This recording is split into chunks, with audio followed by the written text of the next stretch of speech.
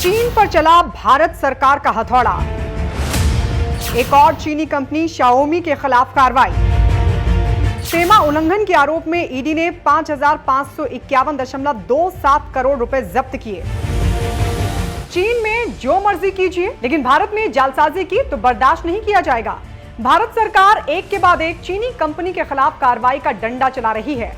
इसी कड़ी में अब ईडी ने मोबाइल बनाने वाली कंपनी शाओमी के खिलाफ बड़ी कार्रवाई करते हुए फेमा उल्लंघन के आरोप में 5,551 करोड़ रुपए जब्त कर लिए हैं।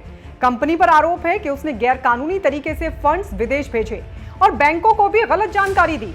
शाओमी के खिलाफ इस बड़े एक्शन के बारे में ईडी ने ट्वीट कर जानकारी दी और बताया कि ईडी ने कंपनी द्वारा अवैध तरीके से रकम भेजने के मामले में विदेशी मुद्रा प्रबंधन अधिनियम 1999 के प्रावधानों के तहत बैंक खातों में पड़े messrs Xiaomi technology India private limited के 5,551.27 करोड़ रुपए जब्त कर लिए हैं। ईडी के मुताबिक चीनी कंपनी पर फरवरी में गैरकानूनी रूप से फंड्स को विदेश भेजने का आरोप लगा था, जिसके बाद से ही कंपनी ईडी के रडार पर थी। आरोप की जांच पड़ताल की गई तो कुछ ऐसे दस्तावेज और डेटा हाथ लगे जिससे पता चला कि चीनी कंपनी बड़ी जालसाजी कर रही थी, जिसके बाद ईडी ने फॉरेन एक्सचेंज मैनेजमेंट एक्ट यानी फेमा की धाराओं के तहत ये कार्रवाई की है। ईडी की माने तो कंपनी ने शाओमी ग्रुप की ही अलग अलग कंपनियों के बीच बड़े पैमाने पर दस्तावेजी जालसाजी कर रॉयल्टी की आड़ में मोटी रकम विदेश भेजी, जो फेमा के सेक्शन 4 का उल्लंघन है।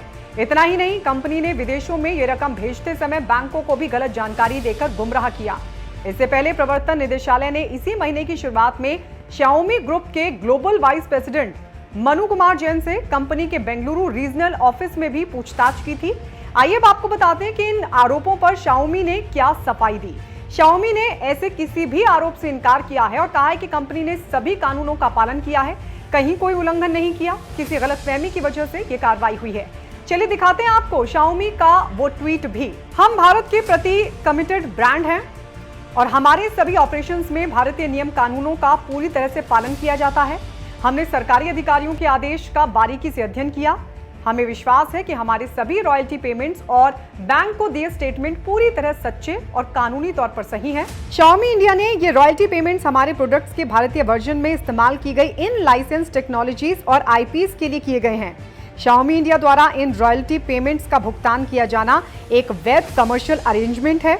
बहरहाल हम किसी भी गलतफहमी को दूर करने के लिए सरकारी अधिकारियों के साथ पूरा सहयोग करने के लिए प्रतिबद्ध हैं। आइए आपको बताते हैं कि ये पूरी धांधली कब और किस तरह की जा रही थी। ईडी के हाथ जो जानकारी लगी है उसके मुताबिक शाओमी ने भारत में अपना कामकाज 2014 में शुरू किया था और फिर इसके अगले साल से फंड्स विदेश भेजने शुरू कर दिए थे।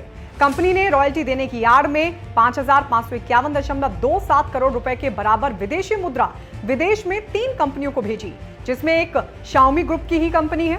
बाकी 2 कंपनियां अमेरिका में बेस्ड हैं, लेकिन उन्हें भेजी गई रकम का असली मकसद भी शाओमी ग्रुप की कंपनियों को फायदा पहुंचाना ही रहा है। ईडी का आरोप तो ये भी है कि शाओमी इंडिया ने रॉयल्टी के नाम पर इतनी बड़ी रकम विदेश भेजने का काम अपनी चीनी पेरेंट कंपनी के कहने पर ही किया है।